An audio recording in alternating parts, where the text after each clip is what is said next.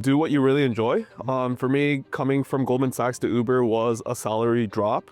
It definitely wasn't a decision that everyone agreed on, but for me, like looking back, it was probably one of the best decisions I made. I kind of screwed up, I think, and then he came up to me and it's like, bro, you win some, you lose some. I was like, in that moment, like those words hit me really hard, and I was like, oh fuck, like I don't have to really give a shit about a lot of things. Like, it sounds bad, but at the same time, it's like, you screw up, like it's not the end of the world.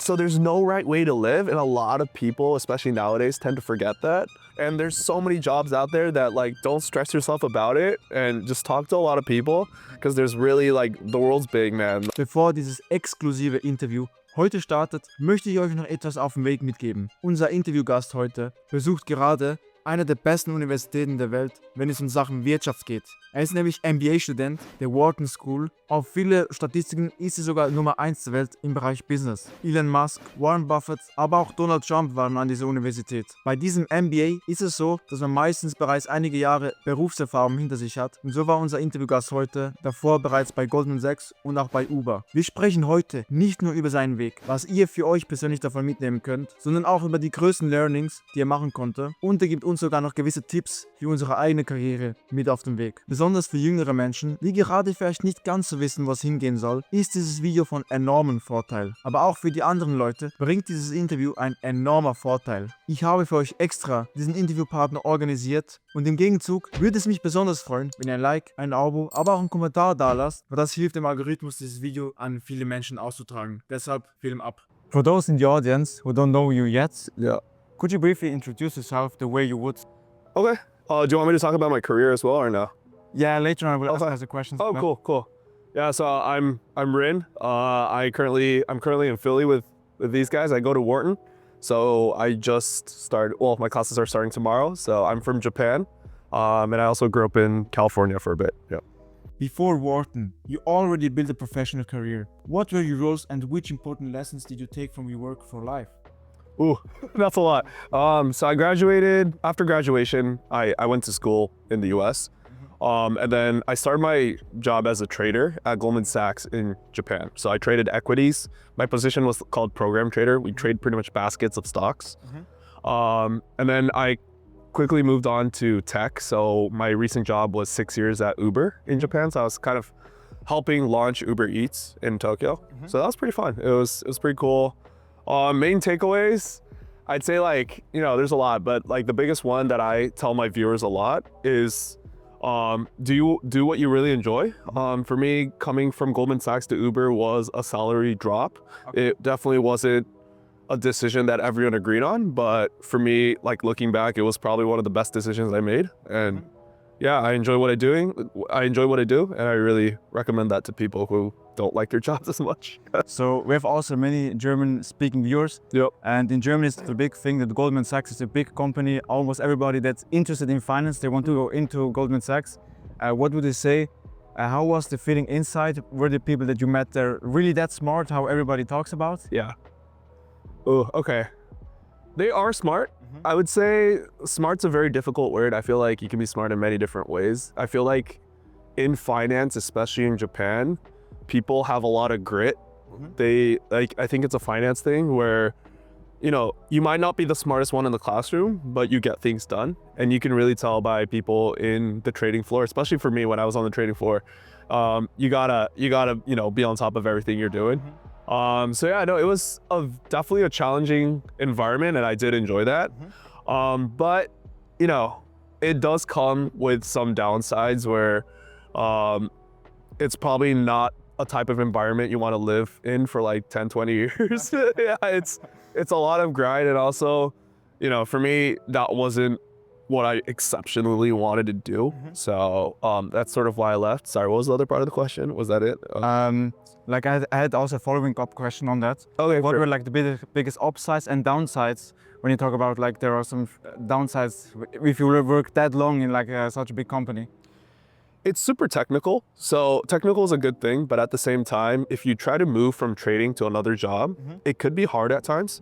So like, when I compare that in Uber, it's super exciting. Like you're launching new features every day. It's a tech company. And for me, that's what I enjoy doing. Like it involves a lot of creativity. when you're on the trading floor, you don't need a lot of creativity. Okay. You're pressing buttons all day, you're making trades. Some people enjoy that, and for me, that wasn't it. So honestly, that was the downside for me. I felt like I was a robot every day, going into work, doing the same things, executing similar trades. And obviously the benefits are like, yeah, no, you make good money. Obviously, that's probably why a lot of people, German people want to go to Goldman Sachs. It's a good name to have on your resume. Apart from that, if you're not a huge like finance guru like me, like I just went to Goldman Sachs because same, I thought it was a great name and to have on my resume. But in the long term, people like myself realize that it's probably not a career that they want to pursue. Yeah. Coming here as an immigrant, was there ever a moment where you felt the odds were stacked against you? How did you flip that? The biggest thing is the job market, right? Like, I don't know if you've ever recruited in the US, but the US is a country where it's very hard for, immigrants to land a job. Like, I'm starting my MBA, I'll start recruiting very soon, but I know how hard it is. I came to undergrad here, it's very hard. So for me, I always have a backup option of going back to Japan. And you sort of have to think about that because not everyone lands a job here and it's hard. Otherwise, I think it's pretty fine. Like I've never really had problems like being in the US as an immigrant. The US is a country full of immigrants. It's just when it comes to the job market, it becomes a bit hard, yeah. A lot of young people from Germany and beyond are watching this right now. Many of them don't really know where life is heading yet. What advice would you give them? How was that phase in your life? That's funny. Like I get these questions a lot on my social media from Japan. People are like, oh, at what point did you start thinking about your long-term career? When did you pick your major? When did you pick your job? And what I always say is like, don't stress about it. Like I picked my major in my sophomore year of college. And like, that's like way after I got in, right? Honestly, your major is not a big deal. Unless you're going to like pre-med or med school or becoming a lawyer or whatnot, even then, like there's always a path to things you want to do. So I always tell my viewers, like, if you're not sure what you want to do, that's totally okay. But you got to continue to like look for new challenges. And in that process, you'll find things you'll want to do, right? The moment you sit back and you're like, all right, something's going to happen to me, nothing's really going to come your way. But as long as you're like eagerly looking for new challenges and new sort of things that you want to try, then it's totally fine. I think at some point you'll find it. There's no need to stress about it, yeah. Okay, nice. So when you first arrived at Wharton, what was the moment you realized this place is different? It's different? Yeah. Like especially like for the people that are like right now in Germany, like back there, Wharton is like a place where it's not really culturable for them because nobody really goes from Germany to the US to study, like only a few people, and they can't really imagine how is it really being at Wharton. Honestly, I wouldn't say it's just Wharton. If you go to Stanford, you go to MIT, you'll find great people. And even if I didn't end up at Wharton, if I went to like, I don't know, Harvard, UC Berkeley, I think I'll still have a good time. So a lot of people tend to get caught up in big names like Goldman Sachs, like Wharton. But like those aren't the only options you have, right? You can go to a tier 3, tier 4 school. Even if I did end up at a school that's not my dream school, I'll still have a good time. Like in undergrad, I went to Duke in the US, but I was trying to go for Harvard and all the big Ivy League schools name. Like, but looking back, like, do I regret it? No, like I had a great time at Duke. So, I feel like, I don't know about your viewers, but a lot of people try to aim for like the highest and they get really sort of depressed about themselves, but like, dude, like you'll still have a good time. Like being at Wharton, obviously there's a lot of great people. Like I've already met a ton of like really smart people, but it's not a Wharton thing. Yeah, it's not. So I think it's also kind of the same like in Germany. Yeah. Everybody wants to shoot like for the best universities, and when they won't get into, they're like very depressed about that. So I think that's a good advice. They shouldn't take everything like on their resume like it's the only thing that counts in life. Yeah, no, and what I say all the time is you don't even need a college degree.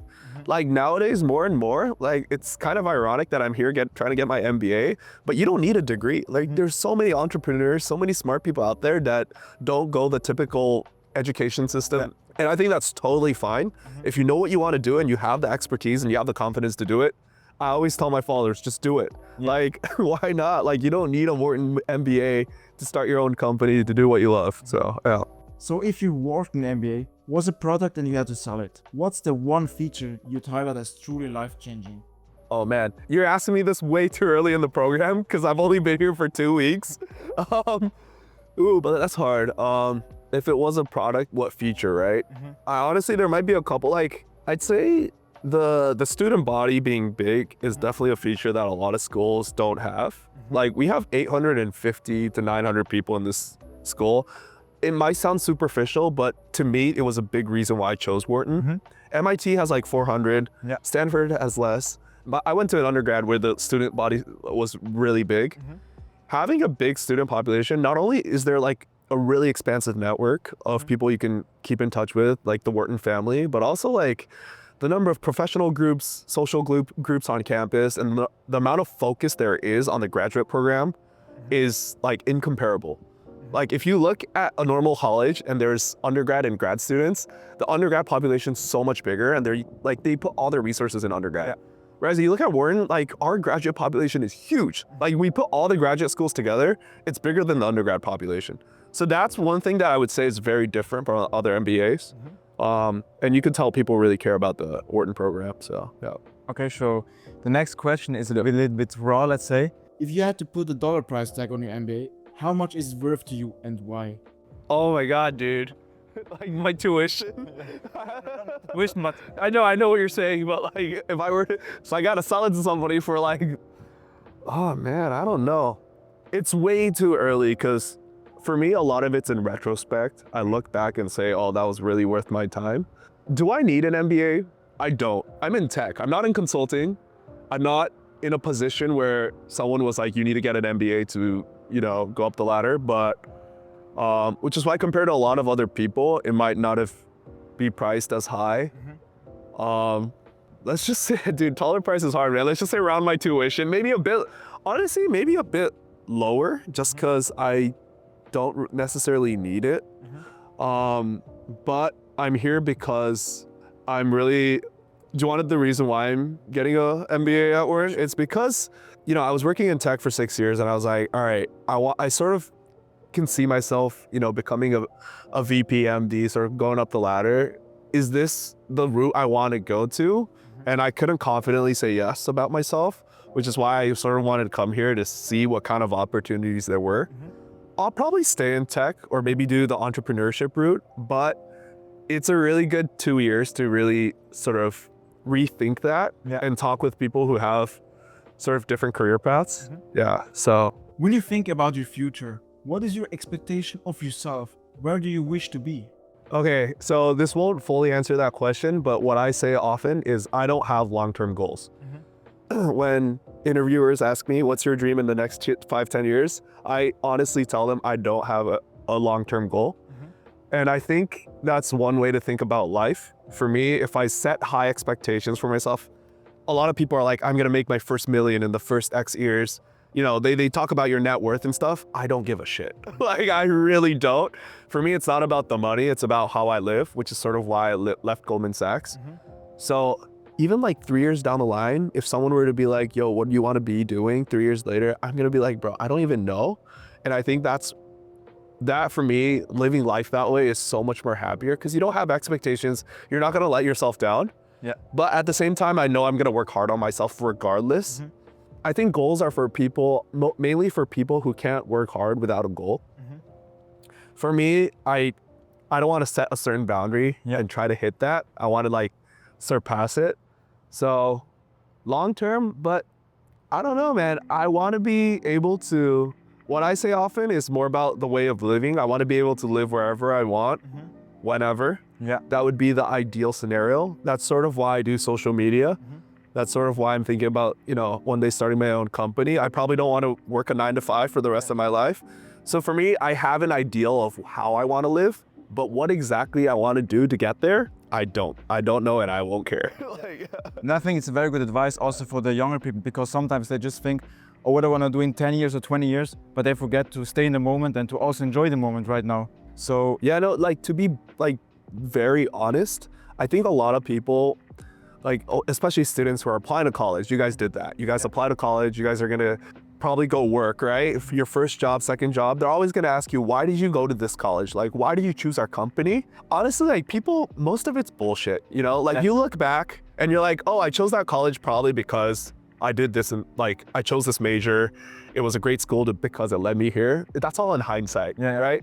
And I know that, like, I've interviewed people at my company, but as long as you can build a story later, I think that's fine. Like, you don't need to be able to say, oh, I want to pick this company because I really want to do this. And a lot of people don't have that. I didn't have that when I went to Goldman Sachs. I just bullshitted. I was like, bro, like, you guys are an awesome company. But at the same time, I'm like, well, this is probably like the one big company that I got into. And that's okay. And people know that. People are scared to say it out loud, but I'm always like, bro, like, we all know, just make sure you have a story and a structured storyline, and like, people buy into it. So, yeah. What message would you send to your younger self or to a 20-year-old today who feels lost or not good enough? Not good enough. What would I say? Yeah. I mean, I just spoke a lot. I think that sort of touches on those points, but there's a lot of jobs out there. And, well, not even just jobs, there's a lot of different ways to live. And I think people tend to forget that, especially when people are going, you know, they're the valedictorian of the class, they're doing really well, they want good grades. You know, people who are becoming an adult, going through middle school, high school, college, landing your first job, you always try to think, oh, there's only one right answer. You're going to consulting, finance, tech. You're becoming a lawyer or a doctor, right? And you've been taught that. Most people throughout their lives, but there's so many jobs out there and there's so many like great ways to live. At Wharton, I met a guy who just like travels the world and scuba dives, and he's at Wharton with me. Yeah. Right? So there's no right way to live, and a lot of people, especially nowadays, tend to forget that. So what I would tell people is, if there's something you really enjoy doing, or you don't want to work in consulting or finance, which everyone thinks is like the greatest way to live, it's really not. I've been in finance. I don't like it, and I feel like there are a lot of people who don't either. And there's so many jobs out there that, like, don't stress yourself about it and just talk to a lot of people, because there's really, like, the world's big, man. Like, it's not about that. So yeah. No, it's very interesting, because I would say we have kind of the same problem like back in Switzerland or Germany. Like, most of the students from our university, they either want to go in finance, consulting, and they don't think about other ways. And I would also give this advice to other people: try to look at other like ways to live your life. There are not only two ways, finance or consulting. But they also need to try a little bit more than that, because if you don't try, you don't see also what's in life possible in other ways. Exactly. And like, I think it is for certain people who want to make money. A lot of people love money. And so salary is a big indicator of what's called like a prestigious job. But again, like, I get like very similar questions from all my viewers in Japan. Every time I get these questions, I tell them, you know, someone like me might say, oh, I'm in Wharton, I went to Goldman, you guys should do the same. And there's a lot of channels out there that say that are like, oh, I worked at Goldman Sachs, here's 3 ways you can land a job in Goldman Sachs. Here's 4 ways you can get to Wharton. I'm like, that's not really, like, there's no correct answer. And obviously, like, following those steps won't get you in Wharton, and going to Wharton isn't the one like correct way to live. It's like, there's so many other ways. And that's what I always push back on people. Yeah. So I have like one final question. Sure. What's the best piece of advice you've ever received in your life? Damn, dude, you're doing like some hard questions, bro. I need time to think about that. Best piece of advice. No, you know, okay, this is probably a bit cliche. There's a phrase in English. It's a very commonly used phrase. Like, you win some, you lose some. Yeah. You've heard of it probably. And I knew this phrase, and like, it was like, oh yeah, you win something. It's super straightforward. But my first, like, what do you call it, classmates at Goldman, so we were on the trading floor, my friend, I was just like having a really hard time on one of like the projects and trades. And like, I kind of screwed up, I think. And then he came up to me and it's like, bro, you win some, you lose some. I was like, in that moment, like, those words hit me really hard. And I was like, oh fuck, like, I don't have to really give a shit about a lot of things. Like, it sounds bad, but at the same time, it's like, you screw up, like, it's not the end of the world. And that's what I tend to tell people in different ways, maybe not those exact words. That's probably one that I would say was the best. I don't know if it's advice. No, maybe, yeah. I would say very appreciated also from my viewers. Thank you very much that you've been with us. It's a pleasure. Yeah, for sure. We're gonna put like your Instagram or like your YouTube channel yeah. link in the description, and then see you around, yeah? Yeah, no, for sure. Thanks for having me. Yeah.